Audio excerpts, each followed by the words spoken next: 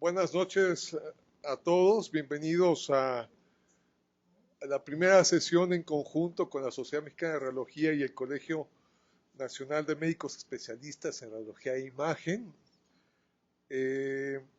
A nombre de la doctora Guadalupe Guerrero, que es el presidente del colegio, yo como vicepresidente, tengo el honor de presentarles al doctor Armando López Ortiz. Primero, un gran amigo, hace muchos años, excelente radiólogo. Él es médico adscrito a Radiología e Imagen en el Hospital Ángeles del Pedregal, y el motivo de su plática va a ser reporte y aspectos clínicos y normatividad del reporte radiológico. Armando, bienvenido. Gracias.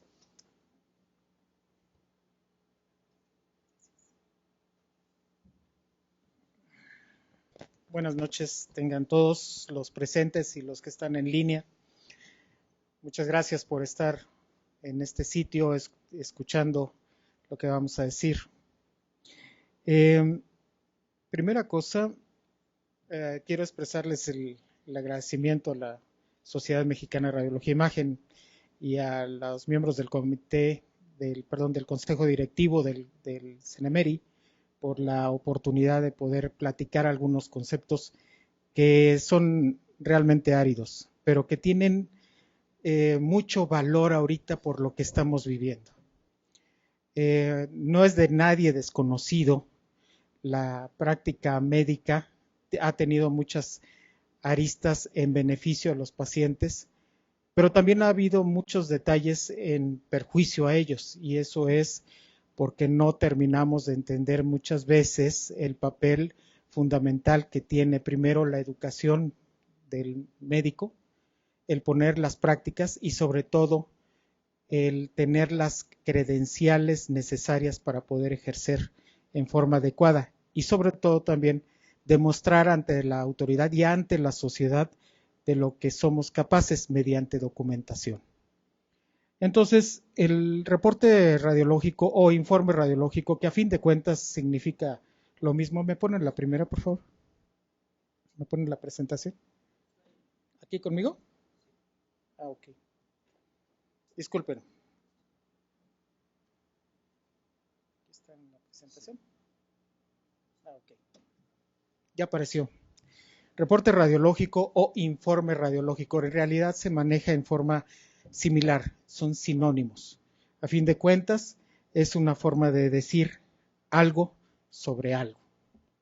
Entonces, yo soy el doctor Armando López, como ustedes ven ahí, trabajo en el Hospital Ángeles de Pedregal.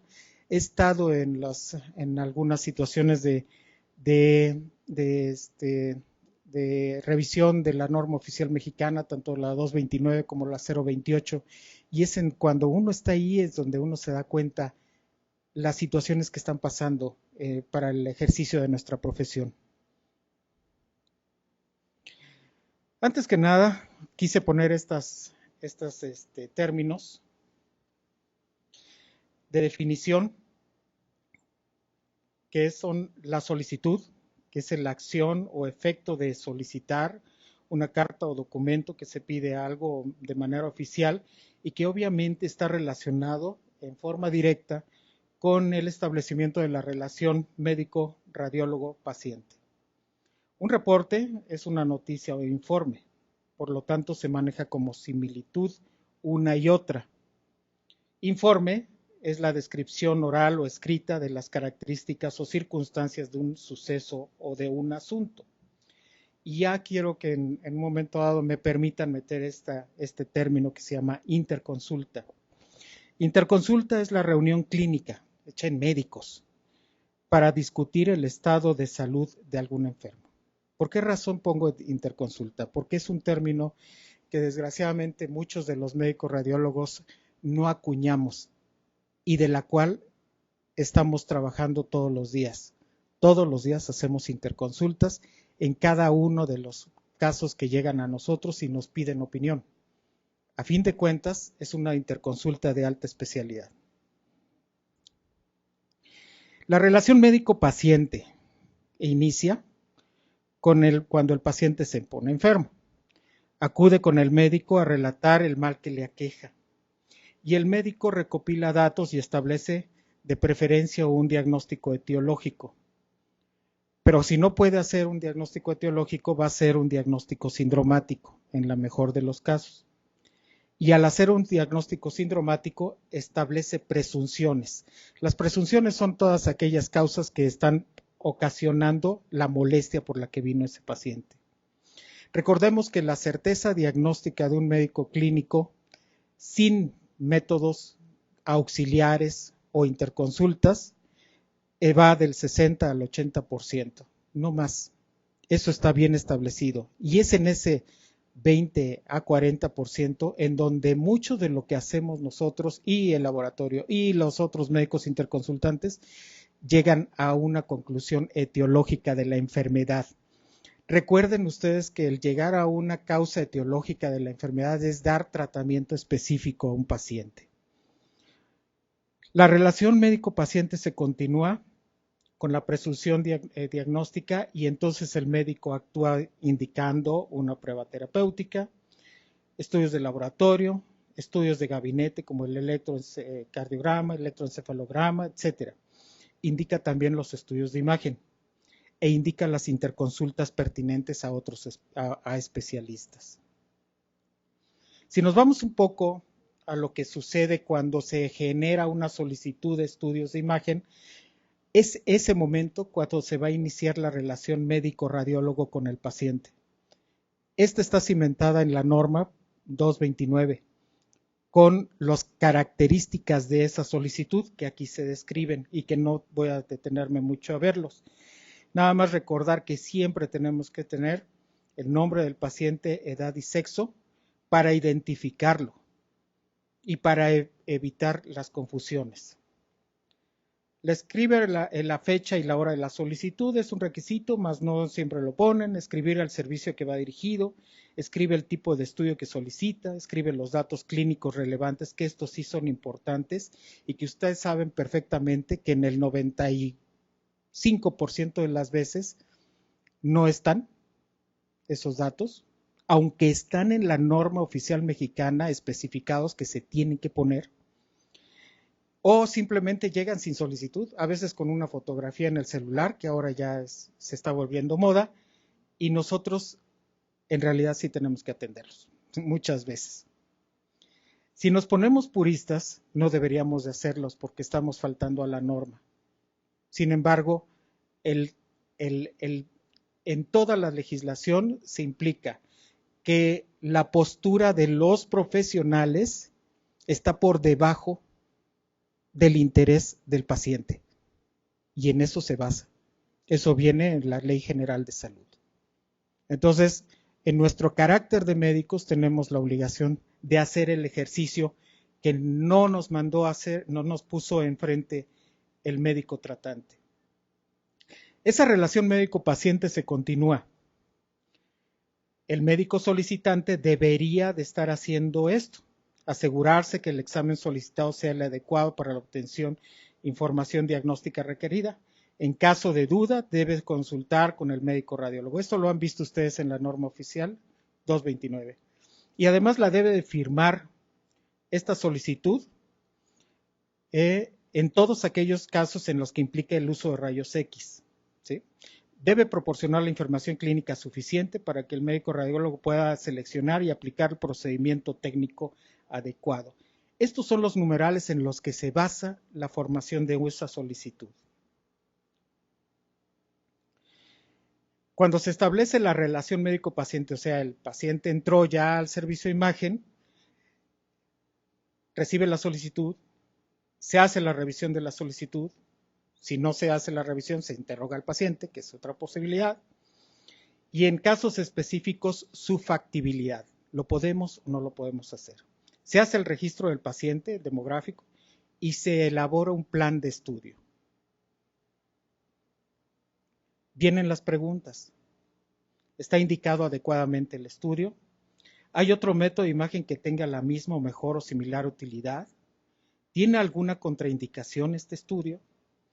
¿Hay alguna dificultad para llevarlo a cabo? Por ejemplo, muchos kilos. Un paciente que pesa 200 kilos y lo queremos meter a un equipo que solamente soporta 150 kilos. Eso es visto en todos los servicios de imagen en donde tenemos el tomógrafo y no tienen esa capacidad. Igual la resonancia, igual algunas mesas basculables, etcétera. Cuando iniciamos el proceso, damos información al paciente sobre lo que vamos a hacer. Se obtiene el consentimiento informado cuando es necesario. Trabajamos en qué posibilidades tenemos de obtener el diagnóstico o la mayor información posible mediante el conocimiento que tenemos de la sensibilidad y especificidad. Y también tenemos que advertir a ese paciente sobre las reacciones adversas que tiene el estudio. Todo esto es para tener un estudio de imagen idóneo.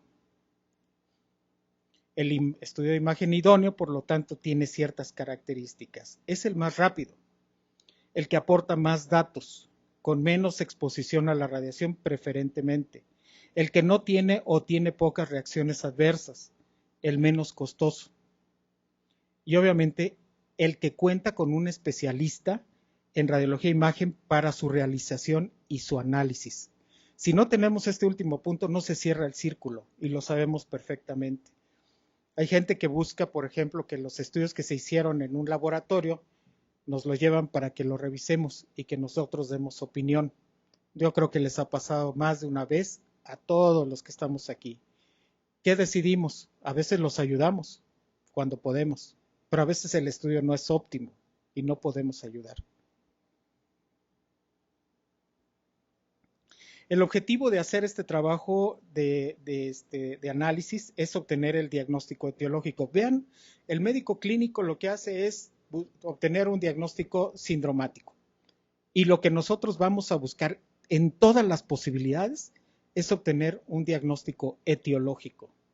Para eso se conjunta toda la información que nos llega del paciente, del médico tratante, de otros servicios diferentes al de imagen o de otros servicios fuera de imagen, con estudios previos que se han realizado en otros lugares.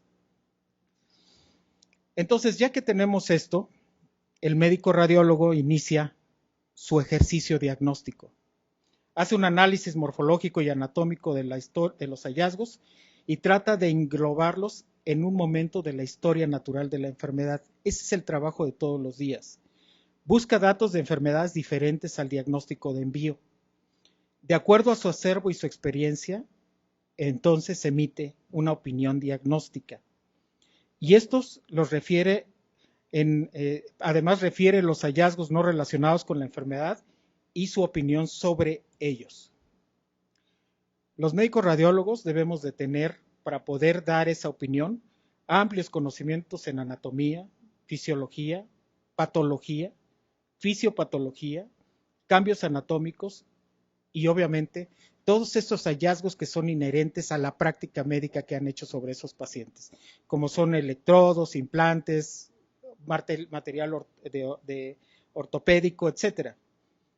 Eso es lo que nos hace la diferencia con los que ven los mismos estudios y que no tienen nuestra especialidad.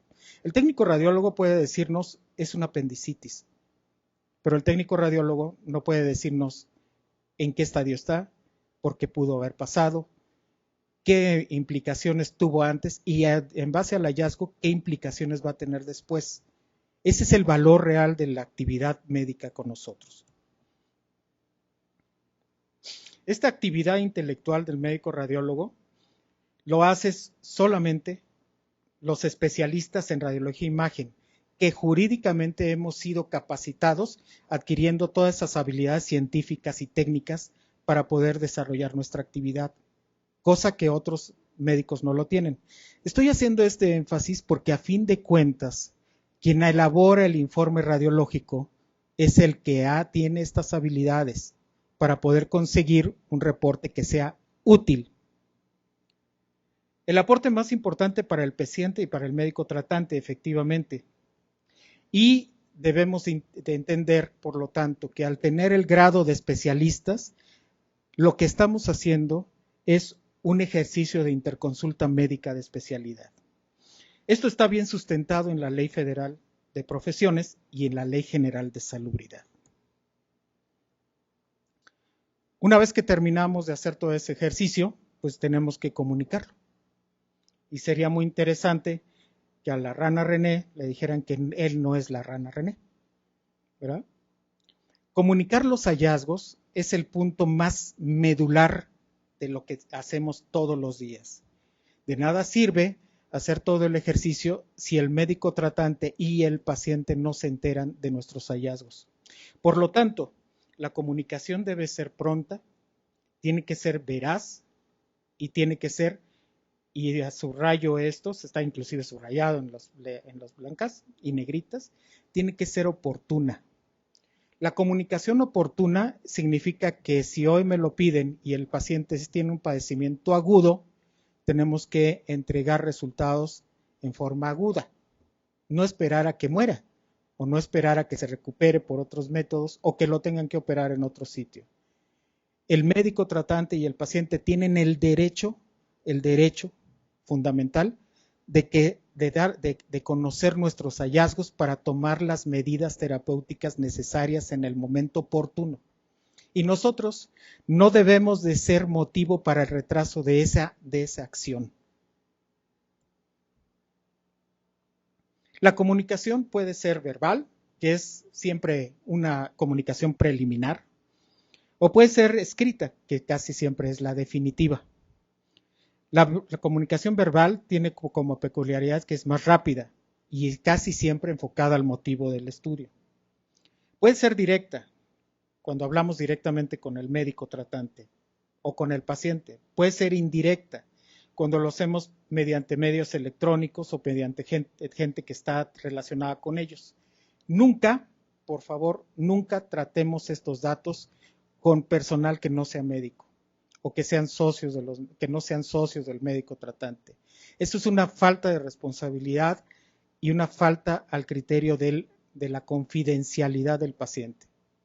Siempre debemos dirigirnos al médico tratante o a sus socios o colaboradores directos para que reciban esta información. Si se lo proporcionamos al chofer o al hermano o al tío de un paciente adulto, corremos el riesgo de caer en una falta jurídica que se llama ruptura de la confidencialidad. En la forma definitiva, requiere tiempo. ¿Cuánto tiempo? Cada establecimiento establece su tiempo. Hay establecimientos que dicen te lo entrego inmediatamente porque tienen la oportunidad. Pueden tardarse 20 minutos, 30 minutos. Si se trata de una tomografía grande, cuello, tórax, abdomen, pelvis y extremidades, es evidente que no lo vamos a entregar en 20 minutos. Tiene que pasar un proceso de revisión de las imágenes y obviamente un proceso de redacción de los hallazgos y de revisión de los hallazgos. Hay hospitales en los que este término se lleva hasta 3 horas. Es lógico para padecimientos agudos o que nos lo están pidiendo como agudos. Definitivamente, un médico y un paciente que tiene un estadio agudo que le está ocasionando amenaza de la vida, nunca vamos a hacer un reporte por escrito. Inicialmente, se tiene que acudir al reporte verbal para que se decida qué se va a hacer en ese momento con el paciente. Por ejemplo, un paciente con un sangrado peritoneal, es un embarazo ectópico roto, la paciente se está chocando. En nuestro mismo servicio, como lo vimos hace más o menos un mes, de estar hablando con nosotros, ya estaba somnolencia, estaba sudorosa, pálida, porque en ese tiempo en el que le hicimos el estudio, tuvimos un sangrado masivo y lo tuvimos que regresar para que le dieran el apoyo suficiente y lo pasaran a quirófano. Entonces, preliminar es importante y es válido, sí, para lo que está aquejando en ese momento en forma aguda al paciente. Todos los demás hallazgos pasan a segundo término. Y es válido también el tomar en cuenta que un reporte escrito, si tenemos oportunidad de entregarlo como urgente, va a ser con los datos mínimos necesarios para que se tomen las decisiones pertinentes. La comunicación escrita tiene, en los servicios de imagen, tiene antecedentes muy largos. Se habla de 1896, el que tiene más anterioridad, y fue escrito por un médico que todavía no era un radiólogo, pero que valoró radiografías, una radiografía en busca de un cálculo, y que hizo una descripción más o menos detallada, narrativa, de lo que estaba pasándole a ese paciente. Y obviamente pasó a hacerse su tratamiento. Siempre tenemos que hablar con términos médicos y técnicos durante nuestra exposición en el informe.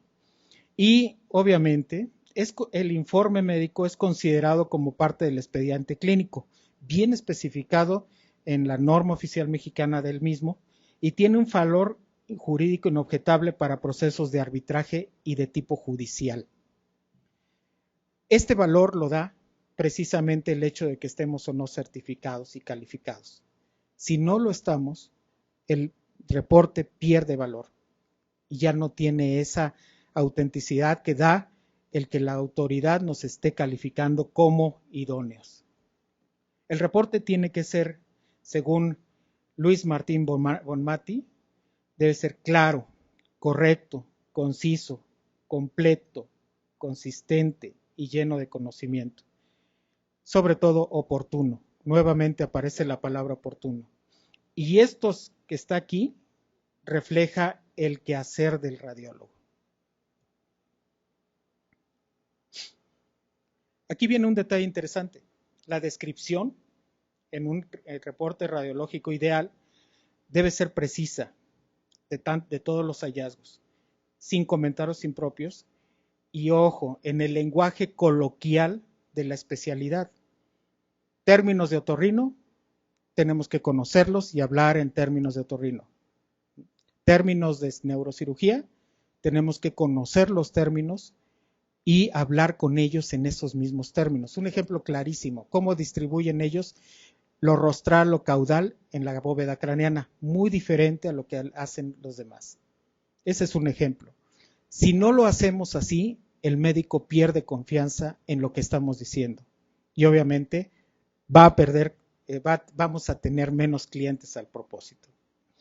La interpretación debe ser cuidadosa en sus contenidos, debe tener de preferencia análisis de exámenes previos y debe tener una impresión diagnóstica, al menos una impresión diagnóstica. Esta impresión diagnóstica es importante que la reflexionemos correctamente y que tengamos las bases científicas y técnicas para apoyarla. De otra forma, los jueces tienen la posibilidad de utilizarla en nuestra contra o en contra de otras personas. Los manuscritos que hace mucho tiempo se hacían en el Seguro Social, no sé si acuerdan algunos de ese tiempo, los hacíamos los reportes a mano. Eso ya debe estar proscrito. Algunas veces todavía tenemos reportes preliminares hechos a mano y les puedo decir que más del 90% de las veces no nos entienden qué es lo que escribimos en esa hoja. No debe haber omisiones. Y, ojo, es importante conocer la jerga de los diferentes especialistas para podernos comunicar. Si no hacemos esto, esto significa que tenemos un problema. Tenemos lenguajes regionales. Habla diferente una persona que viene de Uruguay o de Argentina a una persona que vive en el norte de México. Tenemos la misma enfermedad, pero diferentes términos. Un español dice, por ejemplo, estamos viendo el tercer mogul, y el tercer mogul es el tercer arco del corazón, del lado izquierdo. Mogul es arco. Nada más no es una expresión diferente en un regionalismo de España. Aquí tenemos un ejemplo de gramática en donde la estructura de las palabras y sus accidentes, morfología y sintaxis es errónea. Hay mal uso de sinónimos y hay redundancia y cantinflear, y se cantinfleó. Este es un ejemplo que me envió un amigo del sur de México. ¿Le entiende a alguien? Se diagnosticó cuidadosamente, se encuentra nublado, etcétera, etcétera. Este tipo de ejemplos se encuentran con cierta frecuencia cuando tenemos situaciones de usurpación. Alguien que se dice médico o que hizo una carrera corta de técnico de ultrasonido y hace un ultrasonido y puede hacer esto, como muchas otras. Por ejemplo, un embarazo ectópico en una tiroides, que también me llegó. Por ejemplo, que son aportaciones de nuestros amigos del sureste de México. Por ejemplo, una imagen de piel sobrada, decía, en un ultrasonido obstétrico, que se dice, así dice el libro. Cosas totalmente incoherentes. El formato narrativo. El formato narrativo es el que la mayoría de los radiólogos todavía seguimos utilizando y se usa desde hace muchísimos años. Es una hoja en blanco para que ustedes describan los hallazgos. No tiene límite de espacio, pero cuidado con abusar.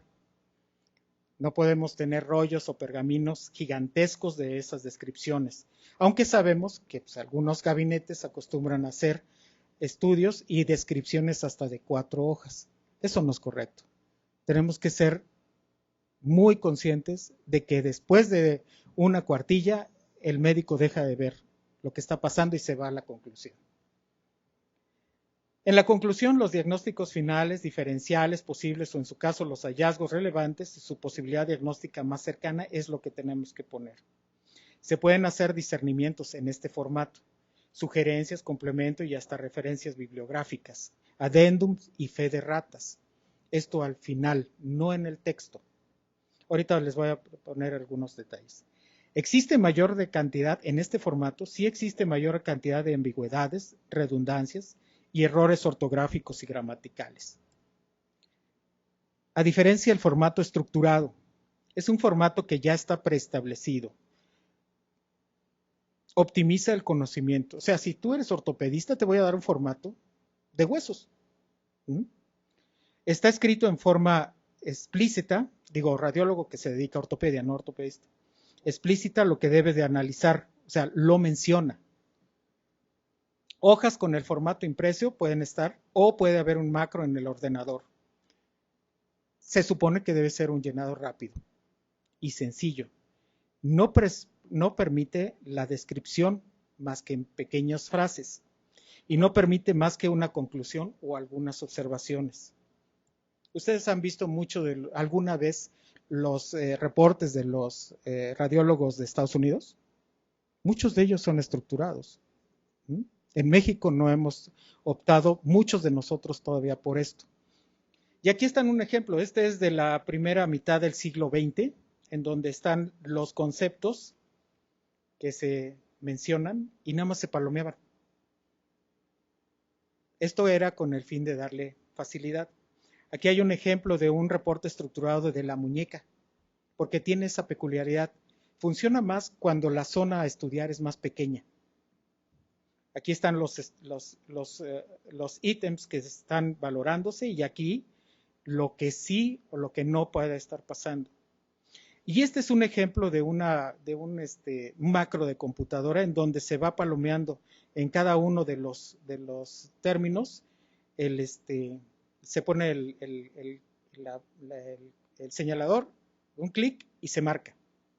Al final, después de hacer toda la revisión, que son varias hojas, como sucede en las historias clínicas digitales que están en algunos hospitales, aparece una redacción final que tiene todos estos datos. Se puede estandarizar el reporte radiológico. Hace poco estuvimos en una sesión en la que se buscó si se podía o no estandarizar el reporte radiológico. Realmente tiene muchos problemas. En 1991 el ACR trató de estandarizar esa comunicación radiológica que es el reporte. Lo revisaron después en 1995, en 99 y en el año 2005. Todas las veces tendieron a fracasar en su intento. Lo que sí lograron decir en el ACR, en el American College, es que los radiólogos deberían de promover que este informe sea parte de una atención radiológica integral de excelencia. Y también describieron, escríbese y detallarse con lenguaje anatómico y técnico médico de la disciplina que ostenta el médico referente. Volvieron a lo mismo. Una de las ventajas del reporte estandarizado cuando se utiliza por computadora es que se puede cuantificar. ¿Quién dijo sí? ¿Cuántas veces sí? Y obviamente da una estadística que se puede manejar numéricamente. Ese es uno de los sueños más importantes de muchos administradores, saber qué hacemos, cómo lo hacemos, quién lo hace. Ha sido la base de datos, por ejemplo, para la inteligencia artificial que actualmente está promoviéndose y que tienes muchas de estas características, de esta información que se ha recopilado durante años en diferentes hospitales, sobre todo de Estados Unidos y de Europa. ¿Se puede o no estandarizar? Hay quien dice que no, porque hay diferencias entre institución e institución. No es la misma escuela. Hay diferencias en el formato de los médicos radiólogos, hay diferencias en la nomenclatura médica, hay diferencias en la capacitación de los médicos residentes, hay diferencias de los estilos, hay dinámicas administrativas que impactan en la forma de tratar los médicos radiólogos y hay cargas numéricas por hora y sobrecarga de estudios. El administrador te pide que en 10 minutos hagas la interpretación. A veces es imposible. Entonces el médico radiólogo cambia su estilo para tratar de hacerlo más rápido, más conciso y puede perder. La presión sobre la interpretación es un factor de riesgo a error demostrado en todas las series que se han realizado. Los que dicen que sí se puede, ¿sí?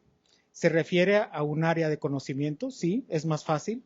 Se utiliza un formato estructurado, se unifica el tipo de lenguaje en frases como sucede aquí.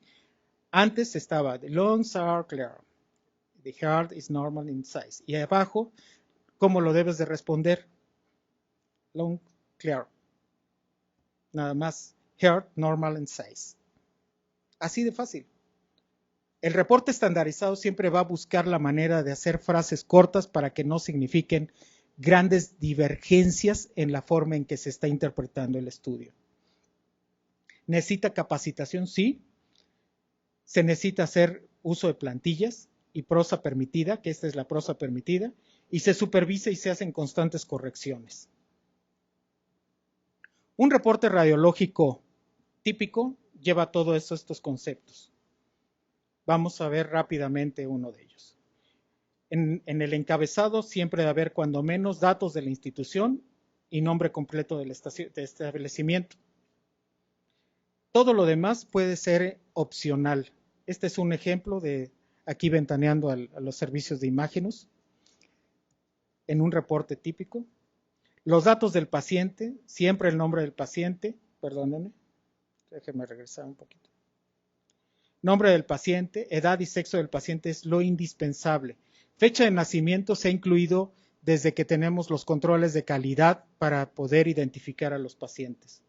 Lo demás depende de la institución donde se haga. Y obviamente la fecha del estudio, que esa no puede faltar. El médico referente debe mandar el nombre completo, su número de identificación, ubicación del consultorio, y aquí falta el teléfono y medios electrónicos, y faltaría la cédula profesional, que siempre debe de estar. En la información relevante es la que nos manda el médico, los datos clínicos, y si se especifica motivo de la duda del médico tratante. La técnica es un apartado que siempre debe de estar.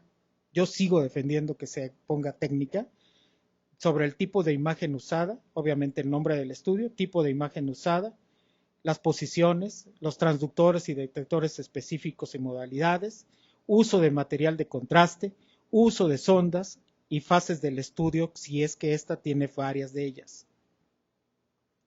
En el análisis podemos hacerlo iniciando por los hallazgos relacionados por el diagnóstico o duda, por órganos. Ustedes pueden empezar por, le dolía el cuadrante inferior derecho del abdomen, sospecha de apéndice, vamos a ver el de apéndice primero. Pero pueden empezar por los órganos, puede ser hígado, después vaso, después suprarrenales, etcétera. Por sistema urinario, sobre todo, por ejemplo, en la urotac. Con enfoque al aspecto específico del seguimiento. Por ejemplo, fue operado ayer y hoy vamos a redactar solamente qué pasó en estas 24 horas. Y con enfoque al comportamiento del medio de contraste cuando es posible hacerlo. En las conclusiones debemos incluir al menos una posibilidad diagnóstica cuando este es descriptivo, una posibilidad diagnóstica. No llegamos a un diagnóstico etiológico, pero sí mencionamos los hallazgos y mencionamos cuando menos una posibilidad. La opción 2 es análisis comparativo de la evolución. La opción 3 es el diagnóstico sindromático, por ejemplo, un hilo dinámico. Esta es la que más usamos cuando estamos reinterpretando placas radiográficas, placas simples. Y la opción 4, que esta es la más idónea, llegar a un diagnóstico etiológico por imagen. Obviamente podemos hacer recomendaciones. Podemos pedir placas, placas adicionales y procedimientos intervencionistas o un seguimiento temporal. Los datos del médico tratante son nombre, cédula y en caso de segunda vista, porque la hay y es posible hacerla, también tenemos que poner el nombre del especialista que hizo la segunda revisión. En la información adicional ponemos los adendums, las aclaraciones a la técnica usada, la clasificación es BIRATS, TPIRATS, TIRATS, la que ustedes tengan a la mano o la que tenga que ver con el diagnóstico, alcances y límites del método de imagen, fichas bibliográficas cuando sean necesarias, la fe de ratas, en su caso aclaración o declaración del programa que está inserto el estudio y declaración de no conflicto de intereses cuando sea necesario. ¿Qué opinión nos merece los términos normal o dentro de límites normales? ¿Es correcto? Les pregunto a todos. ¿Es correcto usarlo? Sí, sí es correcto. Sí es correcto, siempre y cuando esté respaldado con un acervo y una experiencia total del que lo escribe. No es admisible para un residente, ¿eh? Se los puedo asegurar. El residente siempre va a tener el gustito por no decirlo. Podemos obligarlo, sí, siempre y cuando el médico de mayor experiencia respalde ese término. Si lo respalda, es válido. Si no lo respalda, podemos meter a un lío a alguien que está en formación en ese momento. Sobre todo si no lo vamos a hacer. Las redundancias, observamos la presencia, eso es muy común. Los gerundios, observando, administrando, cosas así. Los hallazgos negativos, no tiene nódulos, masas, tumores, no tiene hidronefrosis, no tiene cálculos, no tiene. Esos son comentarios negativos dentro de un reporte. Debemos evitarlos. La razón es redundante. Si ustedes ya pusieron normal, no tienen ninguna necesidad de poner no tiene. Y de preferencia, si no han puesto normal, usen frases positivas de lo que están viendo en ese momento. Hallazgos inespecíficos y ciertos y vagos, esto lo debemos de excluir lo más posible. El término no se puede descartar en la conclusión. ¿Quién lo usa? Muchos lo usamos, porque estamos dando una opción diagnóstica. ¿Por qué no descartamos la posibilidad y ponemos, puede ser compatible con, también con, o los hallazgos pueden en un momento dado estar relacionados con? En cambio, el no se puede descartar es una frase negativa que puede en un momento dado ser mal interpretada. La correlación clínica. ¿Ustedes saben cuántos médicos tratantes se ofenden por esa frase? ¿Tienen razón? ¿Hay que excluir ese término? Sí. ¿Por qué razón? Porque ellos ya hicieron un ejercicio clínico y lo están enviando con nosotros para que le digamos si tienen o no razón. No para que se lo regresemos con nuestras dudas a que lo correlacione. Eso queda claro, a menos de que definitivamente el médico clínico no nos envíe mucha información o no nos envíe nada de información o tenga una información errónea a la que estamos viendo. Por ejemplo, están pensando en una pielonefritis y lo que tiene una neumonía. Por favor, tiene una neumonía, correlaciónalo con tu observación con el estetoscopio. Ahí sí puede ser válido cuando el diagnóstico es totalmente diferente a lo que ellos piensan que tiene. Y no son pocas veces las que hemos encontrado eso. Y esto, pues, abajo, menos con estudios de laboratorio, por favor. Nuestros informes tienen que ver con la legislación, sí. Tienen valor porque nosotros hacemos que se haga algo con el paciente. Y obviamente, los que nos mandan los estudios y los que hacemos los estudios, estamos basados en la Constitución política, no me detengo mucho en este término. Ninguna persona puede impedirse que se dedique a la profesión. Esto lo utilizan todos los abogados a los que vamos a ir a visitar para decir, tú no puedes impedir que un ultrasonografista que está cometiendo muchos errores siga teniéndolos porque tiene derecho a trabajar. Bueno, la obligación de los médicos radiólogos que nos debemos organizar es detectar dónde están y hacer el trabajo necesario para detenerlos y para poderlos educar o para poderles decir, ¿sabes qué? No es por ahí el camino. Nosotros somos los que estamos en esa responsabilidad. ¿Por qué razón? Porque el artículo dice, tú puedes trabajar en lo que quieras mientras sea lícito. Algunos de nuestros competidores no trabajan en forma lícita y pueden dejar de trabajar si nosotros o quien sea de la sociedad civil antepone una situación judicial. ¿Esto es álgido? Sí es álgido. La Ley General de Profesiones indica que los colegios de profesiones estarán fomentados por la Secretaría de Educación Pública y van a ser motivo de consulta de la misma Secretaría de Educación Pública. Esto es en el artículo 4 de la Ley General de Profesiones. En el artículo 5 indica que todos los, por el ejercicio de una de las especialidades, se requiere autorización de la Dirección General de Profesiones, debiendo comprobarse previamente el haber obtenido el título relativo a la profesión en los términos de la ley, comprobar de forma idónea haber realizado estudios especiales de perfeccionamiento técnico-científico en la ciencia o en la rama de la ciencia que se trate. La ley nos apoya para que tengamos la oportunidad de hacer nuestros reportes. Todos aquellos que no están facultados dentro de este concepto actúan fuera de la ley y muchos actúan usurpando las funciones de los radiólogos.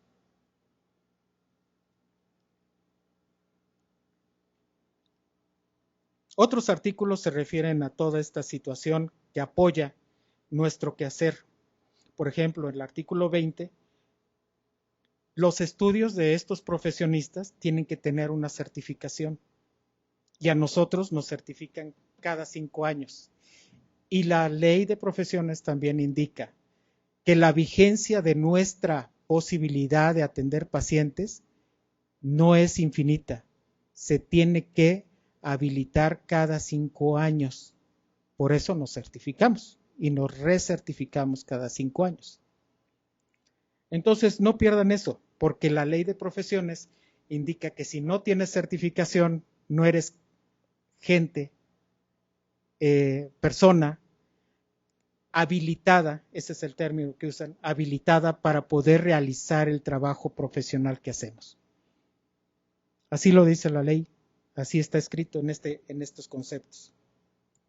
Y este es apenas del 2012. Otros hablan sobre los diplomas de especialización. Este es muy interesante, el artículo 13.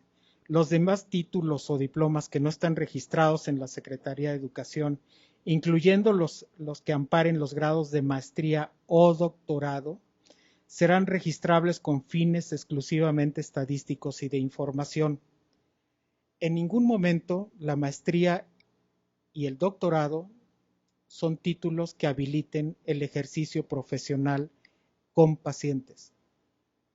Ese artículo lo dice perfectamente bien, pero nos lo están no lo hemos puesto en práctica y mucha gente está trabajando fuera de esa ley.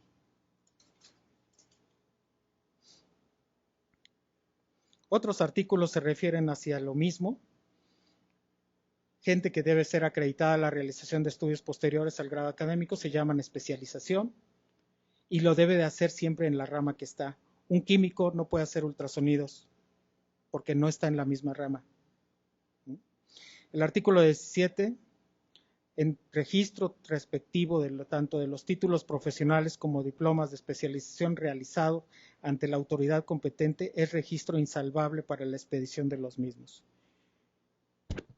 Si lo analizamos un poquito hacia retrospectiva, tenemos entonces los especialistas siempre van a ser de la rama de la ciencia en la que estamos. Los especialistas deben de tener un título y una cédula y una certificación de conocimientos. Los especialistas, por lo tanto, tienen capacidad para hacerlo y se tienen que renovar cada 5 años aproximadamente. 5 años. Para nosotros y para todas las profesiones es 5 años, sobre todo en el sector salud. Y obviamente todos aquellos que no estén cumpliendo con esta normatividad se encuentran fuera de la ley. Ya voy a terminar. Todo esto nos pasamos, obviamente, a la normatividad. Después de la Constitución Política viene la Ley General de Salud, la Ley General de Profesiones y también viene debajo de eso la normatividad.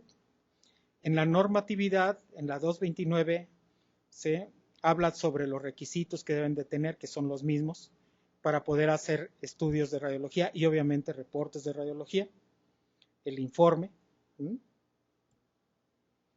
En la norma 004 del expediente clínico habla sobre los reportes y también habla de que estos profesionales deben de tener las capacidades ya mencionadas, título, cédula y certificación. Y solamente la 028, que es la del ultrasonido, tiene un agujero enorme, porque habla de especialistas que no son especialistas. Y especialistas que en su momento se forjaron en el amparo de algún movimiento que sucedió hace más de 20 años y que no están recertificados.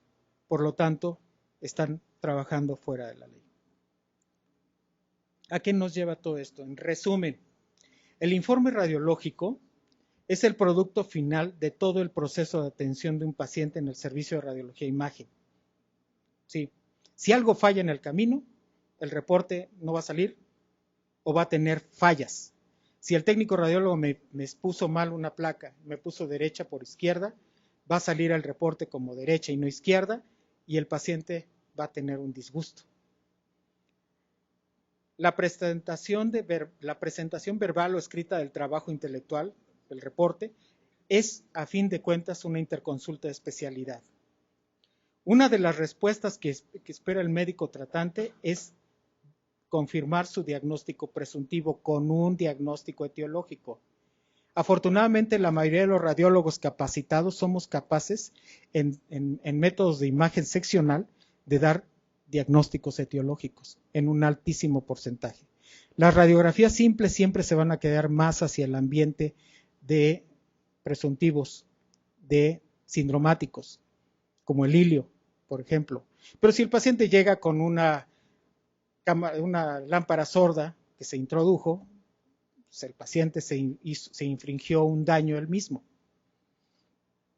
Una de las respuestas que espera el médico, el documento es, este documento es necesario también para plantear el seguimiento o cambio de un plan terapéutico. En resumen, también, el reporte radiológico pierde su utilidad, sobre todo cuando no es oportuno, cuando no se comunica en tiempo y en forma, se redacta en forma irresponsable o sin el lenguaje apropiado para cada referente. Se cometen errores en el etiquetado, en el nombre del paciente y en cualquier dato del paciente. Todos estos son problemas que hemos enfrentado más de una vez. Por lo tanto, se pierde la confianza del clínico y del paciente. ¿Y qué creen? No sé si estar enojado o estar decepcionado o las dos cosas. Ese meme me encantó. En resumen, la legislación actual especifica desde la Ley General de Salud y la Ley General de Profesiones el correcto papel del profesional en medicina y la habilitación en la atención de pacientes con el término médico especialista. Los títulos de maestría, como ya se los mencioné, solo son registrables y no tienen un valor de habilitación para la práctica médica. En resumen, las normas tienen ambigüedades que han sido aprovechadas por escuelas y universidades para dar títulos de especialidad, pero que no cuentan con la certificación avalada por la CONASEM. La CONASEM aparece más de una vez en la Ley General de Profesiones. Sí aparece y sigue todavía vigente ahí. Por lo tanto, ya para finalizar, el principal uso del reporte radiológico tiene valor cuando está elaborado por un especialista que tiene todos los requisitos, incluyendo la certificación. Con esto termino. Muchas gracias por su atención.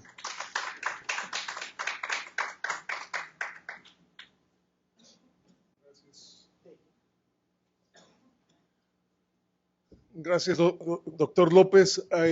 ¿Alguien en la sesión quiere hacer alguna pregunta, algún comentario?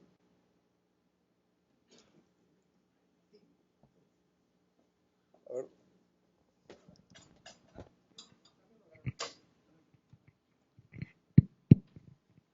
Bueno, sobre el reporte estructurado. Perdón, ya. Y bueno, yo siento que voy en contra de pensar sobre un reporte estructurado muy pequeño, porque hacemos como un checklist de cosas por separado. O sea, nuestra vista viene a pulmón, tal, pleura, tal. Y cuando estamos pensando por separado, vamos a reportar un estudio por separado.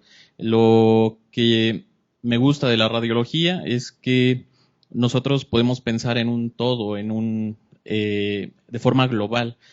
Cuando vemos una patología que afecta algo sistémico, con este método podemos perder alguna información o perder incluso un diagnóstico que al ir con nuestro propio checklist que estamos acostumbrados de la redacción larga, también perdemos el ingenio del médico radiólogo. Yo siento que somos una de las especialidades más ingeniosas, porque nos esforzamos para hacer una descripción, nos esforzamos para poder darle un entendimiento a lo que estamos observando, y eso se pierde.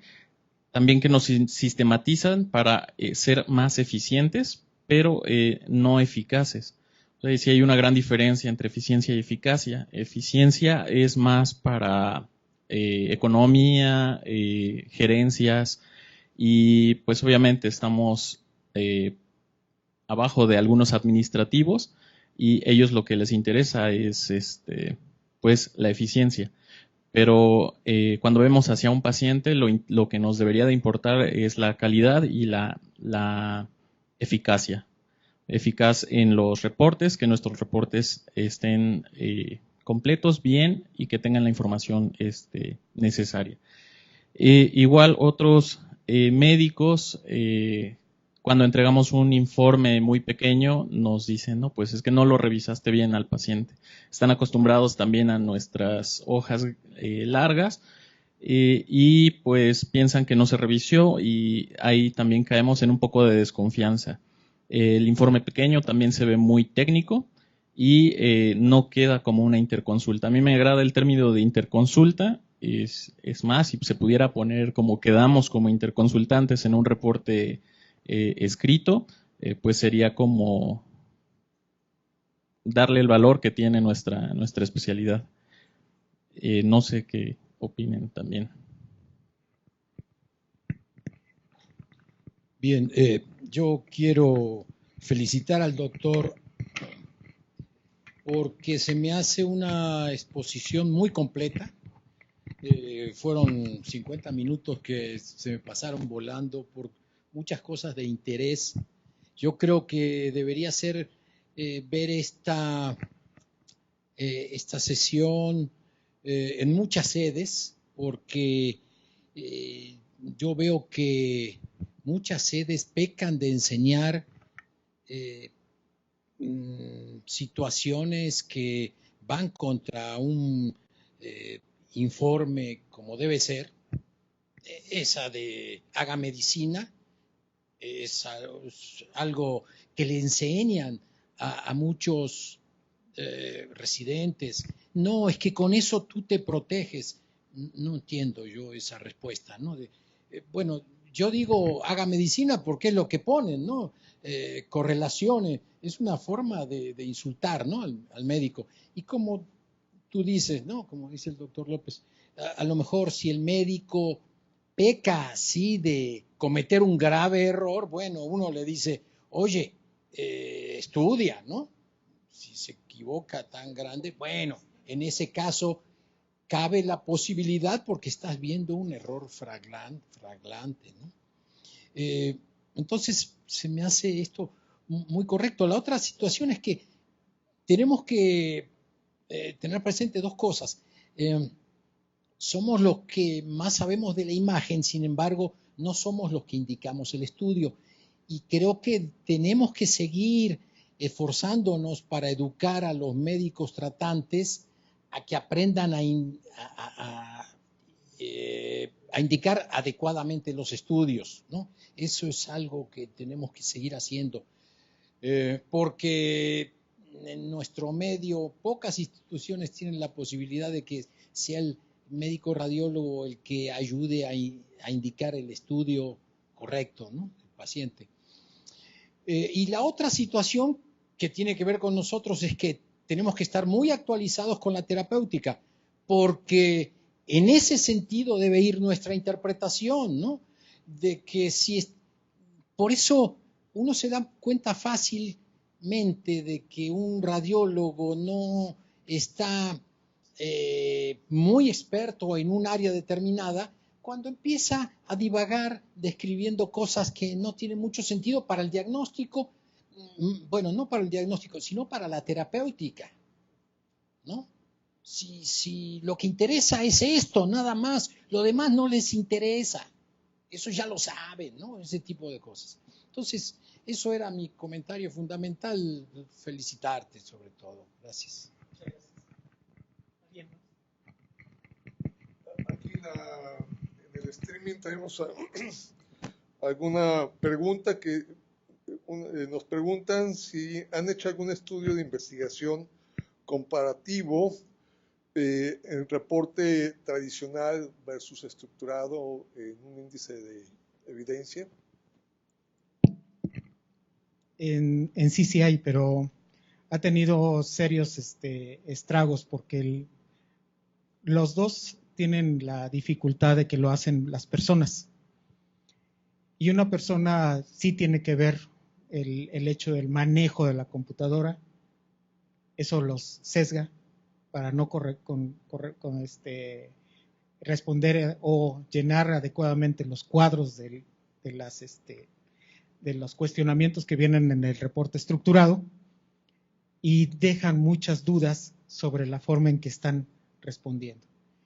Sí se ve mucho más facilidad para las personas que ya han manejado mucho la computación, el grupo Millennial, sobre todo, y los que vienen adelante, que parece que van a tener esa tendencia. Los que estamos ahorita, sí es en la práctica, sí tenemos un problema generacional entre los que están educándose y los que ya estamos en el proceso casi de salida. Sí hay un problema generacional. Hay muchos médicos que estamos de salida y que no entendemos la forma en que piensa el residente que se está educando en ese momento y tratamos de imponer nuestra forma de ser o nuestros criterios en cómo nos enseñaron a hacer radiología en su momento. Obviamente no tenemos una serie de criterios aceptables todavía para poder hacerlo. La tendencia por el uso, como se los dije, la tendencia es a incrementar el número de reportes estructurados porque son muy fáciles de hacer números para la estadística y obviamente para el relleno o para el acervo que necesita la inteligencia artificial, que ya está aquí. No sé cuántos de ustedes han manejado la inteligencia artificial o les han platicado cómo es la inteligencia artificial.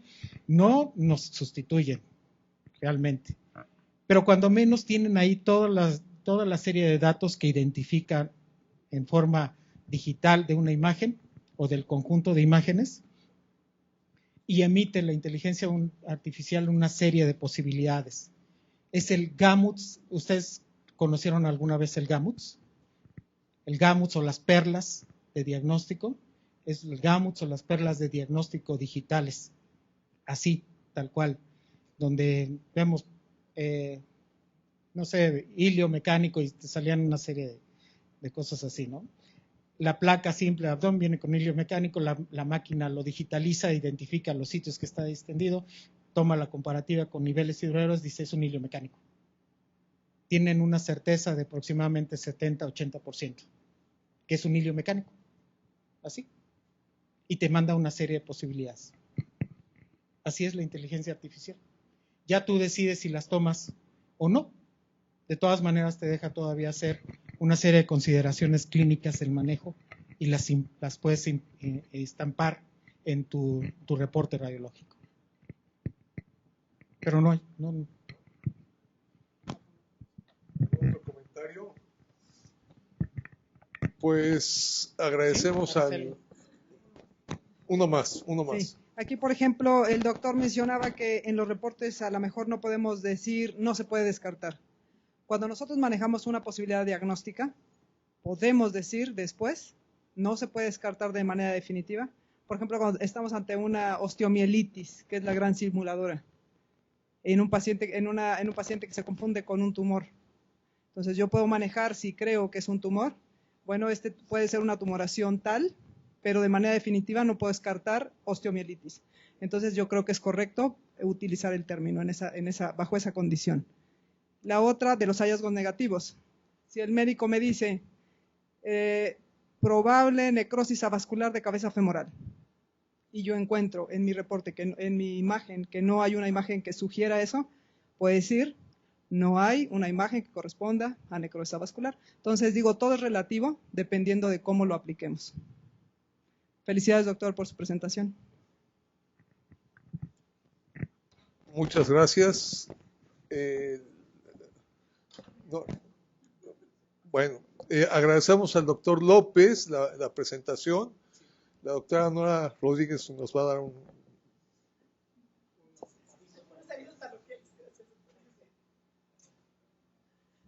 Gracias al doctor López por su brillante presentación y al doctor Alba por ayudarnos a coordinar.